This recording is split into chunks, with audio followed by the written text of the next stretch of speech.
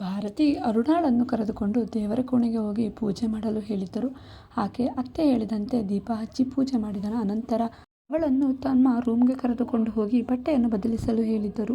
ಅವರಿಗೂ ಅನಿಸುತ್ತಿತ್ತು, ಈ ಜಮದಗ್ನಿ ಇವನಿಗೆ ಹೇಗೆ ಹೇಳುವುದು ಸಾಧ್ಯ, ಸ್ವಲ್ಪ ಶಾಂತವಾಗಿರು ಎಂದು ಯೋಚಿಸುತ್ತಲೇ ಭಾರತಿ ರಾಮಚಂದ್ರರ ಬಳಿ ಹೋಗಿ ಕುಳಿತರು.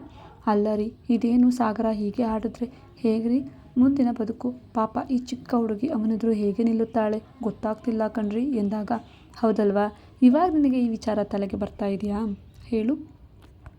ಅಲ್ಲಿ ಮದುವೆ ಮನೆಯಲ್ಲಿ ಇದ್ಯಾವುದ್ರ ಬಗ್ಗೆ ಚಿಂತೆ ಮಾಡಲೇ ಇಲ್ಲ. ಆ ಹುಡುಗಿ ಮದುವೆ ಮನೆಯಿಂದ ಓಡಿ ಹೋಗಿದ್ದಾಳೆ ಅಂತ ಗೊತ್ತಾದ ಮೇಲೆ ನೀನೇ ನಮ್ಮ ಯಾರು ಆತನ್ನು ಕೇಳದೆ ಅವರ ಬಳಿ ಹೋಗಿ ಈ ಹುಡುಗನ ವಯಸ್ಸಿನ ಅಂತರವನ್ನು ಕೂಡ ನೋಡದೆ ಈ ಹುಡುಗಿಯನ್ನು ಮದುವೆ ಮಾಡಿಕೊಡಿ ಅಂತ ಕೇಳಿಬಿಟ್ಟಿದೀಯಾ. ಒಪ್ಪಿಸ್ಬಿಟ್ಟು ಆ ಹುಡುಗಿಯ ಜಾಗದ ಬದಲಿಗೆ ಇವಳನ್ನು ಕೂರಿಸ್ಬಿಟ್ಟಿಯಲ್ಲ. ಒಂದು ಕ್ಷಣ ಈ ಹುಡುಗಿಯ ಮನಸ್ಸಿನಲ್ಲಿ ಏನಿದೆ ಅನ್ನೋದನ್ನಾದರೂ ಕೇಳಬೇಕು ಅನ್ನಿಸ್ಲಿಲ್ವಲ್ವ ನಿನಗೆ? ಆ 500 ಹೇಳಿದ್ರಂತೆ, ಇವತ್ತು ಬಿಟ್ಟರೆ ನಿನ್ನ ಮಗನ ಮದುವೆ ಯಾವತ್ತೂ ಆಗೋದಿಲ್ಲ ಅಂತ. ಅದಕ್ಕೆ ಈ ಮಗನ ತಂದು ಇವನಿಗೆ ಕಟ್ಟಿದೆ. ಇವಾಗ ಯೋಚನೆ ಮಾಡ್ತಾ ಇದೆಯಾ? ಎಲ್ಲ ಮುಗಿದ ಮೇಲೆ ಏನು ಮಾಡೋದಕ್ಕೆ ಆಗೋದಿಲ್ಲ. ಒಂದು ಕ್ಷಣ ಆ ಮಗುವನ್ನು ನೋಡಿದ್ರೆ ಹೊಟ್ಟೆ ಉರಿಯುತ್ತೆ ಭಾರತಿ ನನಗೆ ಎಂದರು. ಇದೇನು ರೀ, ನೀವು ಕೂಡ ಈ ರೀತಿ ಹೇಳ್ಬಿಟ್ರಲ್ಲ. ನೀವು ನನ್ನನ್ನು ಇಷ್ಟೇನು ಅರ್ಥ ಮಾಡ್ಕೊಂಡಿರೋದು? ಆ ಕ್ಷಣ ನನಗೆ ಯಾವುದೇ ಹುಡುಗಿನ ಬದುಕು ನಾಶ ಮಾಡೋ ಆಸೆ ಇರಲಿಲ್ಲ ರೀ, ಉದ್ದೇಶ ಕೂಡ ಇರಲಿಲ್ಲ. ಆದರೆ ಆ ಕ್ಷಣ ಮಿಂಚಿ ಹೋದ ಮೇಲೆ ಎಲ್ಲಿ ನನ್ನ ಮಗನ ಬದುಕು ಹಾಗೆ ಒಂಟಿಯಾಗಿ ಉಳಿದು ಬಿಡುತ್ತದೋ ಎಂದು ಯೋಚಿಸಿದೆ. ಅಲ್ಲಿ ಹುಡುಗಿ ವಯಸ್ಸಿನ ಅಂತರವನ್ನು ನೋಡಬೇಕು ಅಂತ ಕೂಡ ನನಗೆ ಅನ್ನಿಸಲೇ ಇಲ್ಲ. ಅಲ್ಲಿ ಆತ ನಾನು ಕೇಳಿಕೊಂಡಿದ್ದಕ್ಕೆ ಒಪ್ಪಿದ್ನಲ್ಲ, ಅದೇ ರೀತಿ ಈಗ ಕೂಡ ಒಪ್ಕೋತಾನೆ, ಮುಂದೆ ಕೂಡ ಇರ್ತಾನೆ ಅಂತ ನಾನು ಆ ತೀರ್ಮಾನನ ತೆಗೆದುಕೊಂಡೆ ರೀ. ಆದರೆ ಸಾಗರ ನಡೆದುಕೊಳ್ಳೋದು ನೋಡಿದ್ರೆ ಭಯ ಆಗ್ತಿದೆ ಕಣ್ರಿ. ನೀವು ನನಗೆ ಏನಾದರೂ ಧೈರ್ಯ ಕೊಡ್ತೀರಾ ಅಂದ್ಕೊಂಡ್ರೆ ನೀವು ಮತ್ತೆ ಇನ್ನಷ್ಟು ನನ್ನನ್ನೇ ಕೆಟ್ಟವಳಾಗಿ ಮಾಡಿ ಎದುರಿಸ್ತಿದ್ದೀರಲ್ಲ. ಮುಂದೆ ಏನು ಮಾಡೋದು ಅಂತ ನೀವೇ ಹೇಳಬೇಕು, ನನಗಂತೂ ತೋಚ್ತಾ ಇಲ್ಲ ಎಂದು ನೋಡಿಕೊಂಡಳು. ಹೌದು ಭಾರತಿ, ಪ್ರತಿ ತಾಯಿ ಕೂಡ ತನ್ನ ಮಕ್ಕಳಿಗೆ ಒಳ್ಳೆಯದನ್ನೇ ಬಯಸುತ್ತಾಳೆ. ನೀನು ಅದನ್ನೇ ಮಾಡಿದ್ದೆ. ಆದರೆ ನಮ್ಮ ಮಗ ಹೇಗೆ ಅಂತ ಗೊತ್ತಿದ್ದು ಈ ಮುಗ್ಧ ಮಗುವಂಥ ಹೆಣ್ಣನ್ನು ಮದುವೆ ಮಾಡಿದ್ದು ನನಗೂ ಹಿಡಿಸಲಿಲ್ಲ ಕಣೆ. ಇವಾಗ ಅದನ್ನು ಯೋಚಿಸಿದ್ರೆ ಆಗೋದಿಲ್ಲ. ಸದ್ಯ ನಾವು ಅವರಿಬ್ಬರನ್ನು ಸರಿ ಹೋಗೋ ತನಕನಾದರೂ ನೋಡ್ಕೋಬೇಕು. ಆ ಮಗುವಿನ ಜೊತೆಯಾಗಿ ನಾವೇ ನಿಂತ್ಕೋಬೇಕು. ಇನ್ನು ಹೊಸ ಜಗತ್ತಿನ ಬಗ್ಗೆ ಅವಳಿಗೇನೂ ಗೊತ್ತಿಲ್ಲ. ಅವಳಂತೂ ನೋಡಿದ್ರೆ ತುಂಬ ಮುಗ್ಧೆ ಅನಿಸುತ್ತೆ. ಅವಳಿಗೆ ಎಲ್ಲ ನಾವಾಗೇ ಇರಬೇಕು. ಅದಲ್ಲದೆ ಆಕೆಯ ಮನಸ್ಸಿಗೂ ಇದೆಲ್ಲವೂ ಹೊಸದಾಗಿದೆ. ಅಚಾನಕ್ಕಾಗಿ ಆಗಿರೋದ್ರಿಂದ ಅವಳಿಗೂ ಅಡ್ಜಸ್ಟ್ ಆಗೋದಕ್ಕೆ ಸ್ವಲ್ಪ ಸಮಯ ಬೇಕು. ಅದರಲ್ಲಿ ಈ ನಿನ್ನ ಸಿಡುಕ ಮಗನ ಜೊತೆ ಹೆಚ್ಚೇ ಬೇಕು ಬಿಡು. ಆದಷ್ಟೇ ಆ ಮಗುವಿಗೆ ಜೊತೆಯಾಗಿ ನಾವು ಇದ್ದರೆ ಅವಳಿಗೂ ಸ್ವಲ್ಪ ಧೈರ್ಯ ಎಂದಿದ್ದರು. ಹಾಗಿದ್ರೆ ಯಾವುದೇ ಶಾಸ್ತ್ರ ಮಾಡೋದು ಬೇಡವಾ ಎಂದರು ಭಾರತಿ. ಇದಕ್ಕೆ ಭಾರತಿ ನನಗೆ ಕೋಪ ಬರೋದು. ಆ ಮಗುವಿನ ಸ್ಥಾನದಲ್ಲಿ ನಿಂತು ನೋಡಿಕೋ, ಅವಳು ಹೇಗೆ ಸಾಗರನೆದುರು ನಿಲ್ಲುತ್ತಾಳೆ ಅನ್ನೋದೇ ಇನ್ನೂ ಅರ್ಥ ಆಗ್ತಾ ಇಲ್ಲ. ಹಾಗಿರುವಾಗ ಆಗಲೇ ನಿನಗೆ ಮುಂದಿನ ಶಾಸ್ತ್ರದ ಚಿಂತೆ. ಅದೆಲ್ಲ ನಿಧಾನಕ್ಕೆ ನಡೆದರೆ ಆಯಿತು. ಮೊದಲು ಈ ಸಾಗರನ ಕೋಪ ಕಡಿಮೆಯಾಗಿ ಆ ಮಗಿಗೆ ಸ್ವಲ್ಪ ಅವನೊಟ್ಟಿಗೆ ಅಡ್ಜಸ್ಟ್ ಆಗೋದನ್ನು ಕಲಿತರೆ ಸಾಕಾಗಿದೆ. ಸದ್ಯ ಇನ್ನೂ ಒಬ್ಬರಿಗೊಬ್ಬರು ಪರಿಚಯವಾದರೂ ಆಗಿದ್ದಾರಾ? ಫಸ್ಟು ಪರಿಚಯವಾದರೂ ಆಗಲಿ. ಮೊದಲು ಈ ಮಗ ಅವನ ಎದುರು ನಿಲ್ಲೋದಕ್ಕಾದರೂ ಆಕೆಗೆ ಅವಕಾಶ ನೀಡುವಂತೆ ಮಾಡೋದನ್ನು ಕಲಿ ಎಂದರೆ ಭಾರತಿಯವರಿಗೂ ಗಂಡನ ಮಾತು ಸರಿ ಅನ್ನಿಸಿತು. ಅವರು ಅರುಣ ಜೊತೆ ಕುಳಿತು, ನೋಡಮ್ಮ ಅರುಣ, ನೀನು ಯಾವುದಕ್ಕೂ ಈ ಮನೆಯಲ್ಲಿ ಅಂಜಬೇಡ. ಇದು ನಿನ್ನ ಮನೆ ಕಣಮ್ಮ. ನೀನು ನಿನ್ನ ಇಷ್ಟದ ರೀತಿ ಬದುಕಬಹುದು. ನಿನ್ನ ಗಂಡ ಸಾಗರ ಸ್ವಲ್ಪ ಕೋಪಿಷ್ಟ, ಆದರೆ ಮನಸ್ಸಿನಲ್ಲಿ ಒಳ್ಳೆಯವನು. ನೀನು ಅವನನ್ನು ಬದಲಾಯಿಸಬೇಕು.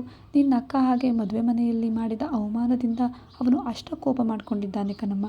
ಅದು ಬಿಟ್ಟರೆ ಇನ್ನೇನೂ ಇಲ್ಲ.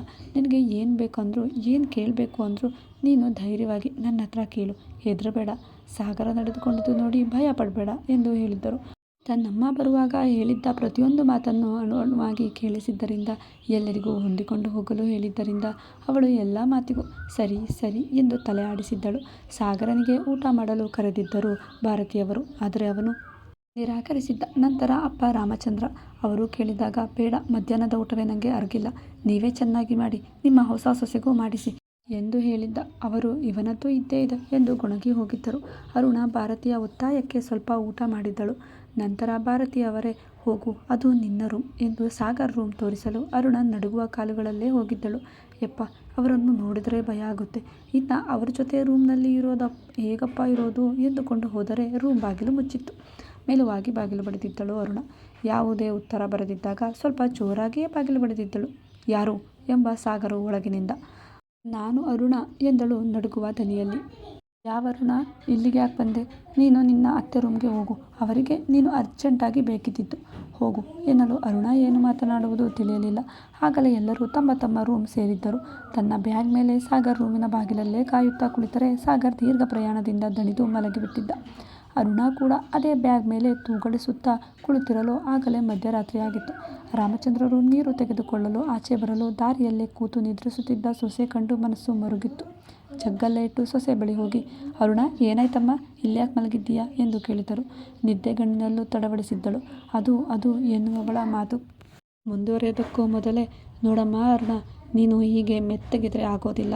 ನಾನು ನಿನ್ನ ಮದುವೆ ಮನೆಯಲ್ಲಿ ನೋಡಿದ್ದೀನಿ, ನೀನು ಹೀಗಿರಲಿಲ್ಲ. ನೀನಂತೂ ಪಟಾಕಿ ಥರ ಆಡ್ತಾ ಇದ್ದೆ. ಹಾಗಿರುವಾಗ ನೀನು ಇಷ್ಟು ಮೆತ್ತಗಿದ್ರೆ ಅರುಣ ನಿನ್ನನ್ನು ತಿಂದು ಮುಕ್ಕು ಬಿಡ್ತಾನೆ. ಅವನನ್ನು ನೀನು ನಿನ್ನ ಮಾತಿನಿಂದೆ ಎದುರಿಸ್ಬೇಕು, ಎದುರಿಸಿ ನಿಲ್ಲಬೇಕು. ಅವನೇನು ಮಾಡಲ್ಲ, ಹಾಗೆ ಸ್ವಲ್ಪ ಕೋಪಿಷ್ಟ, ಹಾಗಂತ ತುಂಬ ಕೆಟ್ಟವನು ಅಂತ ನನ್ನ ಮಗನ್ನ ಹೇಳ್ತಾ ಇಲ್ಲ. ಅವನು ಹೆಣ್ಮಕ್ಳು ಮುಂದೆ ಯಾವಾಗಲೂ ಎದುರು ಮಾತಲ್ಲಿ ಆಡೋದಿಲ್ಲ. ನೀನೇ ಅವನನ್ನು ದಾರಿಗೆ ತಗೋಬೇಕು ಎಂದು ಸಾಗರನ ರೂಮ್ ಬಾಗಿಲು ದಬಡಬ ಎಂದು ತಟ್ಟಿದ್ದರು. ನಿದ್ದೆಯಲ್ಲಿ ಸಿಟ್ಟಾಗಿದ್ದ ಸಾಗರ ತಟ್ಟನೆ ಬಂದು ಬಾಗಿಲ ಹತ್ತಿರ ನಿಂತು ಬಾಗಿಲು ತೆಗೆದಿದ್ದ. ಬಾಗಿಲು ತೆರೆದೊಡನೆ ಮುಂದೆ ಅವನಷ್ಟೇ ಸಿಟ್ಟಾಗಿದ್ದ ರಾಮಚಂದ್ರರನ್ನು ಕಂಡು, ಅಪ್ಪ, ನೀವು ಎಂದಿದ್ದ. ನೀನು ನನ್ನ ಮಗನೇನಾ? ಇಲ್ಲಪ್ಪ, ನಾನು ನಿನಗೆ ಈ ಸಂಸ್ಕಾರ ಕಲಿಸೇ ಇಲ್ಲ. ಹೆಂಡತಿ ಎಂದರೆ ಬದುಕಿನ ಮಹಾಲಕ್ಷ್ಮಿ, ಅವಳನ್ನು ಆಚೆ ನಿಲ್ಲಿಸಿದ್ದೀಯಾ? ಒಂದು ಹೆಣ್ಣು ಅಂದನಾದರೂ ಕರುಣೆ ಬೇಡವಾ ಎಂದಿದ್ದ. ಅದಕ್ಕೆ ಸಾಗರ, ಅದು ಅಪ್ಪ ಎಂದ. ಏನೆಂದು ಹೇಳಲಾಗದೆ ತಡವಡಿಸುತ್ತಿದ್ದರೆ ಅರುಣ ಕಡೆ ನೋಡಲು ಆಕೆ ತಲೆ ತಗ್ಗಿಸಿದ್ದಳು. ಅವಳನ್ನೆಂದು ನೋಡ್ತಿದ್ದೀಯಾ? ಒಳ್ಳೆ ಮಗುವಾಗಿದ್ದಕ್ಕೆ ಸುಮ್ಮನೆ ಇಷ್ಟೊತ್ತಿನ ತನಕ ತಾಳ್ಮೆಯಿಂದ ಕೂತಿದೆ. ಯಾರಾದರೂ ನಿನ್ನಂಥವಲೇ ಆಗಿದ್ದಿದ್ರೆ ಇಷ್ಟೊತ್ತಿಗೆ ಕೂಗಾಡಿ ಒಂದು ಜಗಳವೇ ಆಗಿರ್ತಿತ್ತು. ನೀನು ಅವಳು ಸೇರಿ ಜಗಳ ಆಡಿದಾಗ ಎಲ್ಲರ ನಿದ್ದೆ ನೆಮ್ಮದಿ ಕೆಡಿಸ್ತಿತ್ತು. ಇದು ನಿನಗೆ ಬುದ್ಧಿವಾದ ಅಂತ ಆದರೂ ತಿಳ್ಕೊ, ಇಲ್ಲ ಎಚ್ಚರಿಕೆ ಅಂತ ಆದರೂ ತಿಳ್ಕೊ. ಈ ಮಗು ನಿನ್ನ ಹೆಂಡತಿ, ನನ್ನ ಸೊಸೆ. ಈ ಮಗು ಇಲ್ಲೇ ಇದೇ ರೂಮ್ನಲ್ಲಿ ಇರುತ್ತೆ, ನಿನ್ನ ಜೊತೆಲೇ ಬದುಕುತ್ತೆ. ನೀನು ಇಲ್ಲಿ ಸೇರಿಸಿಲ್ಲ, ರೂಮ್ಗೆ ಕೂಡೋದಿಲ್ಲ ಅಂದರೆ ಪರಿಣಾಮ ಚೆನ್ನಾಗಿರೋದಿಲ್ಲ, ತಿಳಿತಾ? ನೋಡಮ್ಮ ಅರುಣ, ನೀನು ಯಾರಿಗೂ ಹೆದರಬೇಕಾಗಿಲ್ಲ. ನಿನ್ನ ತಾಳಿ ಕಟ್ಟಿರೋ ಗಂಡನಿಗೂ ಕೂಡ ಹೆದರುವ ಅವಶ್ಯಕತೆ ಬೇಡ. ನಿನ್ನ ಜೊತೆ ನಿನ್ನ ಮಾವ ಇರ್ತಾನೆ. ಏನೇ ಆದರೂ ನನಗೆ ಹೇಳು, ನೆಟ್ಟಗೆ ಮಾಡ್ತೀನಿ. ನಡಿ, ಇದು ನಿನ್ನ ರೂಮ್. ಒಳಗೆ ಈ ರೂಮ್ನಲ್ಲಿ ಅವನಿಗೆಷ್ಟು ಅಧಿಕಾರ ಇದೆಯೋ ಅಷ್ಟೇ ಅಧಿಕಾರ ನಿನಗೂ ಕೂಡ ಇದೆ. ಹೋಗು, ಇಷ್ಟೊತ್ತಂಕ ಆಚೆ ಕೂತಿದ್ದೀಯಲ್ಲ ಎಂದರೆ ಆಕೆ ಸರಿ ಎಂದು ತಲೆ ಆಡಿಸಿ ಒಳಗೆ ಹೋಗಲು ಸಾಗರ ವಿಧಿಯಿಲ್ಲದೆ ದಾರಿ ಬಿಟ್ಟುಕೊಟ್ಟಿದ್ದ. ರಾಮಚಂದ್ರ, ಇದೇ ಕೊನೆಯ ಬಾರಿ. ಮತ್ತೆ ನಿಮ್ಮಿಬ್ಬರ ಮಧ್ಯೆ ಈ ರೀತಿ ಆದರೆ ಸರಿ ಇರಲ್ಲ ಎನ್ನುವಂತೆ ಲುಕ್ ಕೊಟ್ಟು ಹೋಗಿದ್ದರು. ಸಾಗರ ಒಮ್ಮೆ ತಲೆ ಮೇಲೆ ಕೈಯಿಟ್ಟುಕೊಳ್ಳುತ್ತಾ ಅವಳನ್ನು ನೋಡಿದ್ದ. ಅರುಣ ಒಳಗೆ ಬಂದವಳು ಏನು ಮಾಡೋದು ತಿಳಿಯದೆ ನಿಂತಾಗ ಹಾಸಿಗೆ ಮೇಲಿದ್ದ ಒಂದು ಬೆಡ್ಶೀಟ್ ನೆಲಕ್ಕೆ ಎಸೆದಿದ್ದ. ಅರುಣ ದುಃಖವನ್ನು ತನ್ನಲ್ಲೇ ತಡೆದು ಬೆಡ್ಶೀಟ್ ಹಾಸಿ ಮಲಗಿದ್ದಳು. ಇಡೀ ರಾತ್ರಿ ತಲೆದಿಂಬೆ ಅವಳ ದುಃಖ ಹೇಳಿಕೊಳ್ಳಲು ಇದ್ದ ಆಸರೆಯಾಗಿತ್ತು. ರಾತ್ರಿ ಇಡೀ ಹತ್ತಿದ್ದವಳಿಗೆ ಹೊಸ ಜಾಗ ಸಾಗರ್ ರೂಮ್ ನಿದ್ದೆ ಮರೆಸಿತ್ತು. ಆದರೆ ಸಾಗರ್ ಮಾತ್ರ ಒಳ್ಳೆ ನಿದ್ದೆ ಮಾಡಿದ್ದ. ಒಮ್ಮೆ ಸಾಗರ್ ಕಡೆ ತಿರುಗಿ ನೋಡಿದ್ದಳು. ಅವನು ಆರಾಮಾಗಿ ನನಗೆ ಸಂಬಂಧವೇ ಇಲ್ಲವೇನೋ ಎನ್ನುವಂತೆ ಮಲಗಿದ್ದ. ಇದೆಲ್ಲಿಂದ ಬಂದ ಬಂಧನವು ಎಂದುಕೊಂಡು ನಿದ್ದೆ ಜಾರಿದ್ದಳು. ಬೆಳಿಗ್ಗೆ ಸಾಗರ ಎದ್ದಾಗ ಇನ್ನು ಅರುಣ ಮಲಗಿದ್ದಳು.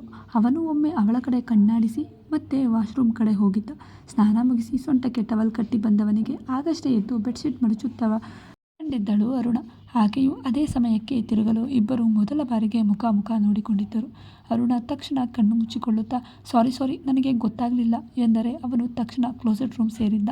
ಅಲ್ಲಿಂದ ಬಂದವನೇ, ನೀನು ನನ್ನ ರೂಮ್ನಲ್ಲಿದ್ದೀಯಾ, ಸ್ವಲ್ಪ ಆ ಕಡೆ ಈ ಕಡೆ ಕಣ್ಣಾಡಿಸುವಾಗ ನೋಡಿಕೊಂಡು ಎಂದರೆ, ಅದೇಗೆ, ಇದು ನಿಮ್ಮ ರೂಮ್ ಎನ್ನೋದು ನನ್ನದು ಕೂಡ ಅಂತ ಮಾವ ಹೇಳಿಲ್ವಾ? ನನಗೆ ಏನು ಗೊತ್ತು ನೀವು ವಾಶ್ರೂಮ್ಗೆ ಹೋಗಿದ್ದೀರಾ ಎಂದು. ನನಗೇನೋ ನೀವು ವಾಶ್ರೂಮ್ಗೆ ಹೋಗಿದ್ದೀರಾ ಅಂತ ಗೊತ್ತಿರಲಿಲ್ಲ. ನಾನು ಮಲಗಿದ್ದೆ. ನಿಮಗೆ ನಾನು ಇಲ್ಲೇ ಮಲಗಿದ್ದೀನಿ ಅಂತ ಗೊತ್ತು ಅಲ್ವಾ? ಹಾಗಿರುವಾಗ ನೀವೇ ನೋಡಿಕೊಂಡು ಬರಬೇಕಿತ್ತು. ಇದು ನಿಮ್ಮದೇ ತಪ್ಪು ಎಂದವಳಿಗೆ ಬಾಯಿ ಮೇಲೆ ಕೈ ಇಟ್ಟುಕೊಂಡು, ಅಮ್ಮೋ, ನಮ್ಮಮ್ಮ ಅಪ್ಪ ನಿನ್ನ ಬರೀ ಸೈಲೆಂಟ್ ಹುಡುಗಿ ಅಂತ ಅಂದ್ಕೊಬಿಟ್ಟಿದ್ದಾರೆ. ಏನು ನಿಂದು ಬಾಯ ಬೊಂಬಾಯ ಎಂದಿದ್ದ. ನಾನು ಯಾವಾಗ ಹೇಳಿದೆ ನಾನು ಸೈಲೆಂಟ್ ಅಂದ? ನಿಮ್ಮದು ತಪ್ಪೇದೆ, ಮತ್ತು ನನ್ನದು ತಪ್ಪು ಅಂದರೆ ನಾನು ಸುಮ್ಮನೆ ಕೇಳ್ಕೊಂಡಿರ್ಬೇಕಾ? ಮಾತಾಡಿದ್ರೆ ಬೊಂಬಾಯಿ ಅಂತೀರಾ? ಸೈಲೆಂಟ್ ಆಗಿದ್ರೇನು ಒಳ್ಳೆಯವಳು ಅಂತ ಅವಾರ್ಡ ಕೊಡ್ತೀರಾ ಎಂದವಳನ್ನು ನೋಡಿ, ಅಪ್ಪ ನಡಿ, ಮೊದಲು ನೀನು ನನ್ನ ರೂಮ್ ಬಿಟ್ಟು ಆಚೆ ನಡಿ. ಇನ್ನೊಂದು ನಿಮಿಷ ಇದ್ದರೂ ನನಗೆ ಇರಿಟೇಟ್ ಆಗಿ ಏನು ಮಾಡ್ತೀನಿ ನನಗೆ ಗೊತ್ತಿಲ್ಲ ಎಂದನು. ಸೊಂಟದ ಮೇಲೆ ಕೈಯಿಟ್ಟು, ಏನು ಮಾಡ್ತೀರಾ ಹೇಳಿ? ನಾನು ಕರಾಟೆಯಲ್ಲಿ ಬ್ಲ್ಯಾಕ್ ಬೆಲ್ಟ್, ಗೊತ್ತಾ ಎಂದಳು ಮಣಿಕಟ್ಟಿಗೆ ಕೈಯಾಡಿಸುತ್ತಾ. ಅಯ್ಯೋ ಬಜಾರಿ, ನಮ್ಮ ಮನೆಯವರಿಗೆ ಕಣ್ಣಿಗೆ ಮಣ್ಣೆರ್ಚಿತ್ತಾ, ಭಾರಿ ಬೊಂಬಾಯಿ ಕಣೆ ನೀನು. ಆದರೆ ನನಗೆ ಮುನ್ನೆಚ್ಚಕ್ಕಾಗಲ್ಲ ನೋಡು ಈಗ ಎಂದವನಿಗೆ. ಅದೆಷ್ಟು ಸಾರಿ ಹೇಳಿದ್ನೇ ಹೇಳ್ತೀರಾ, ಇಂಗ್ಲೀಷ್ ಮೀಡಿಯಮಲ್ಲಿ ಓದಿರೋದಾ ಅಂದ್ಲು. ಹೌದು ಅದಕ್ಕೇನು ಅಂದ. ಅದಕ್ಕೆ ಮಾತಾಡೋಕ್ಕೆ ಬರ್ತಾ ಇಲ್ಲ, A for apple B for ball ಅಷ್ಟೇ ಕಲ್ತಿರೋದು ಎಂದು ಹೋಗುವವಳನ್ನು ಕೈ ಹಿಡಿದು ಎಳೆದಿದ್ದ. ತಟ್ಟನೆ ಹಿಂದೆ ಬಂದವಳು ಅವನ ಎದೆ ತಾಗಿತ್ತು. ಅವಳು ಬಂದಿದ್ದ ಬರಕ್ಕೆ ಎದೆಯಲ್ಲಿ ಝಲಕ್ ಮೂಡಿತ್ತು ಸಾಗರನಿಗೆ. ಸುಧಾರಿಸಿಕೊಂಡೆ. ಏನೇ ಹೇಳ್ತೀಯಾ? ನಾನು ಸುಮ್ಮನೆ ಕೇಳ್ತಾ ಇದ್ದೀನಿ ಅಂತ ಇಷ್ಟೊಂದು ಆಡ್ಕೊತಿದ್ದೀಯಾ ನಿಂಗೆ ಎಂದಿದ್ದರೆ. ಏನು ಮಾವ ನೋಡಿ ಇಲ್ಲಿ ಎಂದು ಮೆಲುವಾಗಿ ಕೂಗಿದ್ದಳು. ತಟ್ಟನೆ ಕೈಬಿಟ್ಟ. ಪುಸಕ್ಕನೆ ನಕ್ಕವಳು ಸ್ನಾನದ ರೂಮ್ ಕಡೆ ಬಟ್ಟೆ ಹಿಡಿದು ಓಡಿದ್ದಳು. ನೋಡೋಕೆ ಚೈಲ್ಡ್, ಆದರೆ ಮಾತು ಕೊಡೋಕ್ಕೆ ಕಷ್ಟ. ಸಾಗರ, ನೀನು ಇದೇ ಮೊದಲ ಬಾರಿಗೆ ಒಂದು ಹುಡುಗಿ ಎದುರು, ಅದು ನಿನಗಿಂತ ಇಷ್ಟು ಚಿಕ್ಕವಳ ಎದುರು ಸೋತಿದ್ದೀಯಾ. ಹುಷಾರಾಗಿ ಇರು, ಏನಾದರೂ ಆದರೆ ಅಪ್ಪನನ್ನು ಬೇರೆ ಕೂಗ್ತಾಳೆ, ಎಷ್ಟಿರಬೇಕು ಕೊಬ್ಬು ಎಂದು ಬೈದುಕೊಳ್ಳುತ್ತಾ ರೆಡಿಯಾಗಿದ್ದರೆ ಒಂದು ಸಿಂಪಲ್ ಚೂಡಿದಾರ್ ಧರಿಸಿ ಕೂದಲು ಆರಿಸುತ್ತಾ ಬಂದಿದ್ದ ಅರುಣಾ ಮೇಲೆ ಸಾಗರ್ ಕಣ್ಣು ಸಾಗಿತ್ತು. ಅವಳನ್ನು ಎಳೆದಾಗ ತನ್ನೆಡೆಗೆ ತಾಗಿದ್ದ ಅವಳನ್ನು ನೆನೆದು ಅವಳಲ್ಲಿ ಕಳೆದು ಹೋಗಿದ್ದ. ಅಯ್ಯೋ ಸಾಗರ, ನಿನಗೇನೋ ಆಗಿದೆ, ಅವಳು ತುಂಬ ಚಿಕ್ಕವಳು ಕಣೋ, ಛೀ ಹಾಗೆಲ್ಲ ನೋಡಬಾರ್ದು ಎಂದು ಬೇಗ ಹೊರಟವನು ಬೆಡ್ ಮೇಲೆಲ್ಲ ಚೆಲ್ಲಾಡಿದ್ದ ಅರುಣಾ ಬಟ್ಟೆ ನೋಡಿ, ಇದೇನಿದು ಎಂದಿದ್ದ ಗಡುಸಾಗಿ. ಏನು ಎಂದು ಬಂದಳು ಅರುಣಾ. ಬಜಾರಿ ಏನನ್ನೂ ಮೆಲುವಾಗಿ ಮಾತಾಡೋದೇ ಇಲ್ಲ, ಎತ್ತಿದ್ದರೆ ಜಗಳವೇ ಅವಳು ಎಂದು ಮನಸ್ಸಲ್ಲೇ ಗೊಣಗುತ್ತಾ. ಇದು ಬೆಡ್ ಮೇಲೆ ಯಾರಾದರೂ ಹೀಗೆ ಬಟ್ಟೆ ಹರಡ್ತಾರಾ? ನನ್ನ ರೂಮ್ ಅಂದರೆ ನಂದು ರೂಮ್ ಕೂಡ. ನನಗೆ ಈಗೆಲ್ಲ ಗಲೀಜಾಗಿ ಇರೋದು ಇಷ್ಟ ಆಗೋದಿಲ್ಲ. ನಾನು ಬರುವಷ್ಟರಲ್ಲಿ ಎಲ್ಲ ಕ್ಲೀನಾಗಿರಬೇಕು, ಗೊತ್ತಾಯ್ತಾ ಎಂದು ಹೊರಟರೆ. ಹಲೋ ಸರ್ ಎಂದಳು. ಏನು ಎಂದು ತಿರುಗಿದರೆ. ನನ್ನ ಬ್ಯಾಗ್ನಲ್ಲಿ ಬಟ್ಟೆ ಇಟ್ಟರೆ ಪ್ರತಿದಿನ ತೆಗೆದುಕೊಳ್ಳುವಾಗ ಹೀಗೆ ಹರಡುತ್ತೆ ಎಂದಳು. ಅದಕ್ಕೆ ನಾನೇನು ಮಾಡಲಿ ಎಂದ ಸಾಗರ್. ಹಾಂ, ಏನು ಮಾಡಬೇಡಿ. ನಿಮ್ಮ ಇಷ್ಟು ದೊಡ್ಡ ರೂಮಿನಲ್ಲಿ ಒಂದು ಸಣ್ಣ ಕಬೋರ್ಡ್ ನನಗೆ ನೀಡಿ. ನನಗೆ ನೀಡಿದ್ರೆ ನನ್ನ ಸಾಮಾನು ಜೋಡಿಸಿಕೊಳ್ಳೋಕೆ ಸರಿ ಹೋಗುತ್ತೆ ಎಂದಿದ್ದಳು. ಏನು ಆಗಲ್ಲ, ನಾನು ನನ್ನ ರೂಮ್ನಲ್ಲಿ ಅಲ್ಲದೆ ಕಬೋರ್ಡ್ನಲ್ಲೂ ಕೂಡ ಅಡ್ಜಸ್ಟ್ ಮಾಡ್ಕೊಳ್ಬೇಕಾ? ಆಗೋದಿಲ್ಲ ಎಂದವನಿಗೆ. ಸರಿ ಹಾಗಿದ್ರೆ ಪ್ರತಿದಿನ ಇದೇ ಭಾಷಣ ಮಾಡಬೇಡಿ ನನ್ನ ಹತ್ರ. ದಿನ ಹೀಗೆ ಇರುತ್ತೆ, ನೀವು ಅಡ್ಜಸ್ಟ್ ಮಾಡಿಕೊಂಡು ಹೋಗಬೇಕು ಎಂದಳು. ಇವಳು ಹೀಗೆ ಮಾತನಾಡುವವಳೆ, ಮಾತನಾಡದಂತೆ ನಡ್ಕೊಳ್ಳುವವಳೆ. ಮಾತಾಡೋದೆಲ್ಲ ಬರೀ ಇಂಥದ್ದೇ, ಊಟದ ಇದ್ರೂ ಮಾರುದ್ದ ಮಾತಾಡ್ತಾಳೆ ಎಂದು ಹಿಂದೆ ಬಂದವನು ತನ್ನ ಒಂದು ಕಡೆಯ ಅಲೆಮಾರಿಗೆ ಪೂರ್ತಿ ತೆಗೆದು ಮತ್ತೊಂದು ಕಡೆ ಶಿಫ್ಟ್ ಮಾಡಿದ್ದ. ತಗೊಳ್ಳವ ಮಹಾತಾಯಿ ಎನ್ನುವಂತೆ ಕೈ ಮುಗಿದು ಹೋಗಿದ್ದರೆ ಅರುಣಾ ಅವನು ಹೋದ ಮೇಲೆ ನಗುತ್ತಾ, ಸಾರಿ ಯಜಮಾನ್ರೆ. ಏನು ಮಾಡೋದು ನಮಗೆ ಗೊತ್ತಾಗಲಿಲ್ಲ. ಹೀಗೆ ಮಾಡಿದರೆ ಸೋಲೋದು ಅಂತ ನನಗೆ ಗೊತ್ತಾಯಿತು. ನಿಮ್ಮ ಈ ಸಿಟ್ಟಿನ ಎದುರು ನನಗೆ ನಿಲ್ಲಲು ಸಾಧ್ಯವಿಲ್ಲ. ಹಾಗಾಗಿ ನಾನು ನನ್ನ ವರಸೆ ತಾಳಬೇಕಾಗಿತ್ತು ಎಂದು ಕೆಳಗಿಳಿದು ಬಂದಿದ್ದಳು. ಸೊಸೆಯ ಮುಖದಲ್ಲಿ ನಗು ನೋಡಿ ಭಾರತಿ ಮತ್ತು ರಾಮಚಂದ್ರರಿಗೆ ಖುಷಿಯಾಗಿತ್ತು.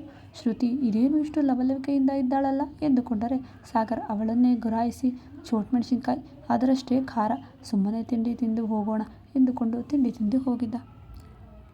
ಕಥೆಯ ಮುಂದಿನ ಭಾಗ ನಿರೀಕ್ಷಿಸಿ. ಧನ್ಯವಾದಗಳು.